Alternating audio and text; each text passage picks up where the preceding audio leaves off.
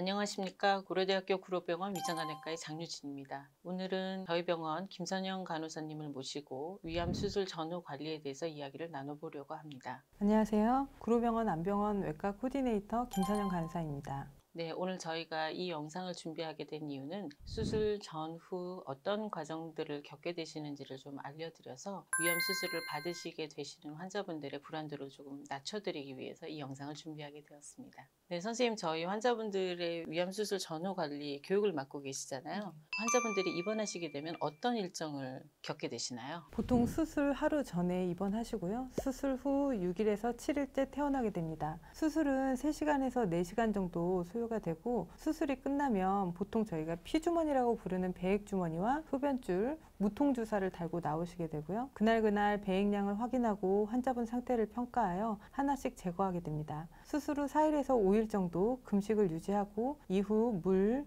미음, 죽 순서대로 식사가 진행되며 별 이상이 없는 경우에는 식사 시작 이틀째 되는 날 퇴원하게 됩니다. 그런데 이런 일정대로 진행되지 않는 경우도 있죠, 교수님? 네, 정해진 일정대로 진행되지 않은 경우도 상당히 있습니다. 특히 위암이 심해서 위를 막고 있었던 경우에는 위벽이 붓게 되기 때문에 시기까지 시간이 조금 더 걸리게 됩니다. 이런 경우에는 병원에서 계셔야 되는 시기가 조금 더 길어질 수 있고요. 또 워낙에 고령의 환자분들이 많기 때문에 앓고 계시던 지병이 있으셨던 분들은 이 지병의 관리를 위해서도 조금 더 수술 후에 병원에 머물게 되시는 경우가 많습니다. 환자분들이 수술 전에 어떤 것들을 좀 주의하셔야 되나요? 호흡기에 문제가 있는 경우에는 전신 마취 후에 폐 기능이 떨어질 수 있기 때문에 수술 전에는 감기에 걸리지 않도록 주의드리고, 특히 담배는 수술 2주 전에는 반드시 끊으셔야 합니다. 한약이나 약제의 복용으로 간 기능이 저하될 수 있기 때문에 주의하셔야 되고, 지병이 있거나 복용 중인 약물이 있는 경우 꼭 의료진에게 말씀해 주셔야 합니다.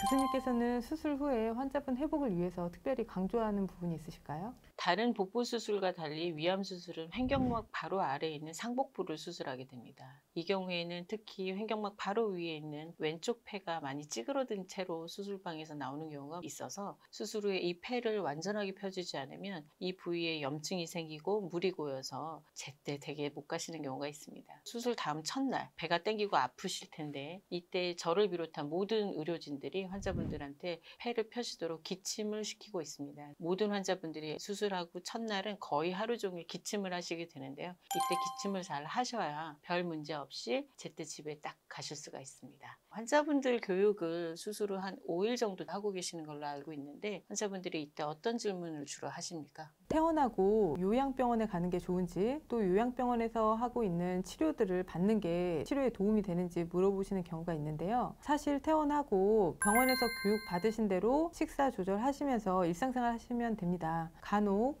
고령이시거나 혼자서 일상생활이 좀 힘드신 분들은 요양병원을 고려해 보실 수도 있겠죠. 또 암 환자분들은 지푸라기라도 잡는 심정으로 이런저런 치료들을 찾아보기도 하시는데요. 면역치료나 고주파 온열요법, 비타민 주사 등은 아직 검증되지 않은 방법으로 현재 위암 치료에서 표준 치료법으로 사용되고 있지 않습니다. 수술하셨던 병원에서 정해준 치료 스케줄대로 진행하시는 것이 바람직하고, 반드시 주치의와 상의 후에 결정하시는 게 좋습니다. 저희가 환자분들에게 이런저런 많은 교육을 제공해 드리는 이유는 빠르게 일상생활로 복귀하시기를 원해서입니다. 특히 이렇게 감염병이 많이 도는 경우에는 집단 생활을 하는 곳에서 계속해서 계시게 되면 잘 감염되시기 때문에 또 낙상사고도 일어날 수 있기 때문에 보통 환자분들이 익숙한 집에서 잘 요양하셔서 일상생활로 빠르게 복귀하시기를 부탁드립니다. 네, 맞습니다. 그리고 환자분들이 물어보시는 것 중에 하나는 수술 후에 체중이 많이 감소하기 때문에 영양제를 먹거나 영양제를 맞는 게 도움이 되지 않을까 하고 물어보시는데요. 주사로 맞는 영양제의 경우 하루에 필요한 영양분만 체내에 흡수가 되고 나머지는 소변으로 배출되기 때문에 권장드리지 않고 있고, 먹는 영양제의 경우 수술 3개월 이후 미네랄이 포함된 종합 비타민제를 드시도록 설명드립니다. 잘 못 드시다 보니까 여러 가지 영양제를 먹는 게 더 도움이 되지 않을까 하고 생각하시는 하시는 분들도 계신데요. 어떤가요, 교수님?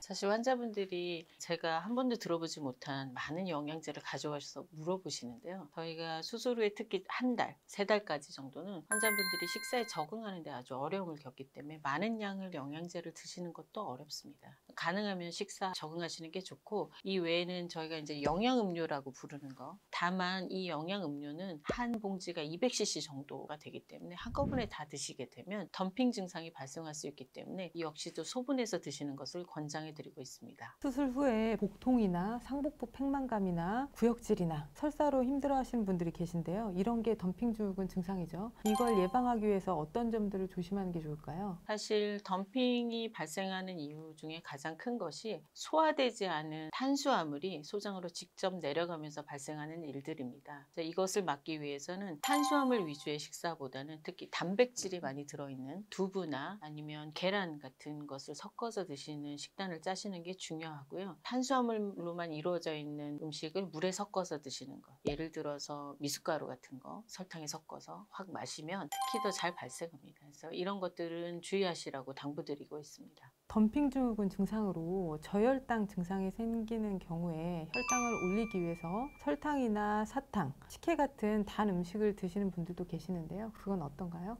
사실 이런 단당류로 된 것들을 드시면 한 3분 정도 지나면 좋아지십니다. 그래서 환자분들이 아주 선호하시는데요. 이런 단당류 음식을 드시게 되면 문제는 그 순간에는 증상이 좋아지지만 결국 그것이 다시 소장으로 내려가면서 같은 증상을 반복해서 일으키게 됩니다. 그래서 조금 힘드시더라도 단당류 음식보다는 고구마나 아니면 바나나 이런 식으로 단백질이나 다른 성분의 음식들이 같이 들어있는 것으로 섭취하시기를 권장해 드리고 있습니다. 이것 말고는 또 뭘 많이 물어보시나요? 집에 가셔서 샤워는 언제쯤 할 수 있는지, 또 탕목욕은 해도 되는지 물어보시는데요. 저희 병원에서는 태어나기 전에 상처를 다 정리해드리기 때문에 집에 가셔서는 비누칠을 포함한 샤워가 가능하고 탕목욕은 한 달 후에 하시도록 설명드립니다. 또 운동을 해도 되는지 물어보시는데요. 운동은 전체적인 신체 기능을 향상시켜주기 때문에 회복에 도움이 되어 추천드립니다. 단 위절제술 후에는 빈혈 증상이 생길 수 있어서 장시간 운동하거나 무리한 근력 운동하시는 건 피하시고 가벼운 걷기 운동을 하시도록 추천드립니다. 환자분들이 보통 수술하고 나면 빠르게 회복해야 된다는 생각을 많이 가지고 계십니다. 인력으로 안 되는 게 있다고 제가 항상 말씀을 드리는데요. 수술로부터 거의 한 2주 정도 됐을 때 첫 외래를 오셨는데 2시간 동안 자전거를 타고 오셨다고 자랑을 하시는 환자분이 계셔서 제가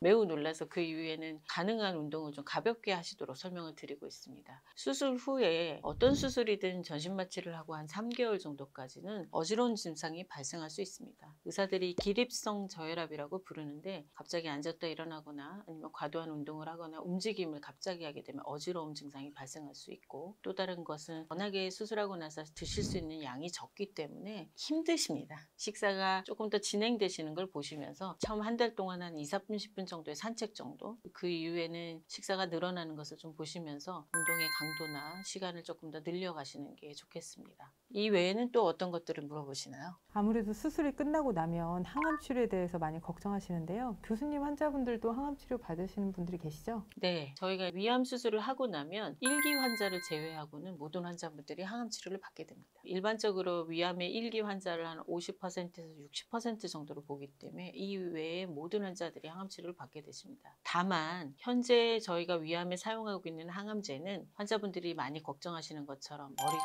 다 빠지거나 아니면 너무 드시는 게 힘들어서 계속 토한다든지 이런 것들은 없습니다. 저희가 표준 치료로 사용하고 있는 모든 항암제는 이런 정도의 부작용은 없기 때문에 항암 치료를 하면서도 일상생활이 전부 가능하십니다. 그래서 너무 걱정하지 마시고 저희 의료진의 지시대로 잘 하시면 끝까지 항암 치료도 잘 마치실 수 있을 것으로 생각하고 있습니다. 보통 암 치료가 매우 힘들다고 생각하시기 때문에 직장 생활을 병행해도 되는지 물어보시는 분들도 계시는데요. 직장 생활은 암으로 인한 우울한 기분을 전환시켜주고 활력을 주고 보람을 찾게 해주어서 신체적으로나 정신적으로 도움이 되는 경우가 더 많습니다. 수술 이후 식사가 적응되고 회복 기간을 고려해서 한 달 정도 지나서는 직장에 복귀하시기를 추천드리고 있습니다. 항암 치료를 하시는 환자분들도 사실 일상생활로 빠른 복귀를 하시는 것을 권해드리고 있고요. 실제로 항암 치료 하시는 환자분들도 입원 기간이 길거나 이렇지 않고 외래에서 전부 하고 있기 때문에 환자분들이 한 달 정도 지나면 출근이 가능하십니다. 물론 한 달을 쉬시는 것을 권장해 드리고 있습니다. 한 달 동안은 죽을 드셔야 되기 때문에 좀 힘드신데 간혹 환자분들이 한 2, 3주 정도 후에부터 출근을 원하시는 분들이 있으십니다. 의료진의 첫 번째 외래를 방문하는 시기 보통 수술 후 2주 정도인데 이때부터 출근을 꼭 하셔야 된다고 하시면 저희가 다시 교육을 해드리고 영양음료라든지 이런 것들을 소개시켜드리고 있으니까 너무 걱정하지 않으셔도 될 것 같습니다.